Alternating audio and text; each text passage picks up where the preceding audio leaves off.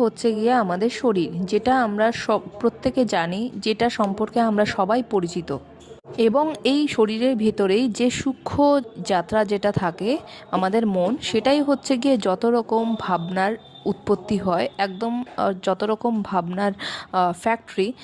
যেরকম আমরা ভালো যদি ভাবি সেই মনের দ্বারাই ভাববো, এবং যদি আমরা খারাপও ভাবি সেই মনের দ্বারাই ভাববো। এবং ভালো ভাবনা আমাদের পরিচিত করায় ভালো কাজের মাধ্যমে, এবং খারাপ ভাবনা আমাদের পরিচিত করায় খারাপ কাজের মাধ্যমে। এরকমভাবেই একদিনে, ইচ অ্যান্ড এভরিডে, একটা দিনে আমরা 50,000-এরও বেশি আহ, আহ, ভাবনা উৎপন্ন করতে পারি আমাদের এই সূক্ষ্ম মনের দ্বারা। সমানে বিচার আসছে এবং যাচ্ছে, সমানে বিচার আসছে যাচ্ছে, এরকম 50,000-এরও বেশি বিচার আমাদের মনের মধ্যে উৎপন্ন হয় ইচ অ্যান্ড এভরিডে। এই বিচার আমাদেরকে সুখীও করতে পারে এবং দুঃখীও করতে পারে। বিচারের দ্বারাই কিন্তু আমরা চালিত হই প্রতি মুহূর্তে, এবং এই বিচার আমাদেরকে যেরকম সুখীময় জীবনও দিতে পারে, ঠিক সেরকম দুঃখময় জীবনও কিন্তু আমাদেরকে দিতে পারে।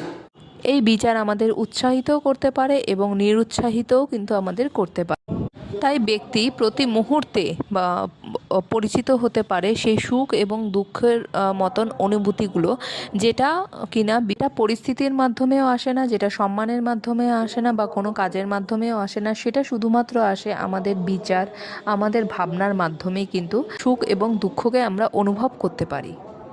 আমাদের মনের এতটাই শক্তি, আমাদের মন স্বর্গীয় সুখের মধ্যে থেকেও কিন্তু আমরা নারকীয় বিচারের মাধ্যমে আমরা আমাদের জীবনকে সেই রকমভাবেই কিন্তু লিড করতে পারি বিচারের মাধ্যমে।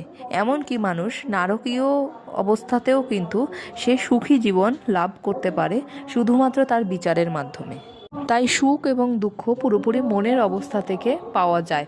নারকীয় অবস্থাতে থেকেও কিন্তু মানুষ, মন যদি শান্ত থাকে, তাহলে কিন্তু সে প্রতিটা মুহূর্তে আনন্দই আনন্দ লাভ করতে পারবে, এবং আনন্দই আনন্দ লাভ করার মাধ্যমে কিন্তু সে একটা নারকীয় অবস্থাতে থেকেও কিন্তু সে একটা সুখীময় জীবন যাপন করতে পারবে। তাই সুখ এবং দুঃখ দুটোই কিন্তু মনের অবস্থা থেকে পাওয়া যায়। এর সাথে সাথে আপনি যখন যে কোনো কাজ করছেন, সেই সময় কাজটাকে খুব ভালোভাবে করতে চায়, কিন্তু সে কখনো তার কাজের উপরে ধ্যান দেয়, কিন্তু সে কখনো তার ভাবনার উপরে ধ্যান দেয় না। যে তার ভাবনা যদি সঠিক থাকে তাহলে কিন্তু তার কাজ ঠিকঠাক হচ্ছে, কিন্তু সে তার ভাবনার উপরে একদমই ধ্যান দেয় না যে তার ভাবনাটা কোন স্থিতিতে চলছে, পজিটিভ অর আদার্স। আমাদের সমাজে প্রতিটা মানুষ, প্রতিটা স্কুল আমাদের শেখায় যে কিভাবে আমাদের যে কোনো কাজ করা উচিত, সম্পন্ন করা উচিত, কি কতটা ভালোভাবে করা উচিত, কিন্তু কোনো স্কুল বা কোনো মানুষ কিন্তু, কোনো ব্যক্তি কিন্তু আমাদেরকে শেখায় না যে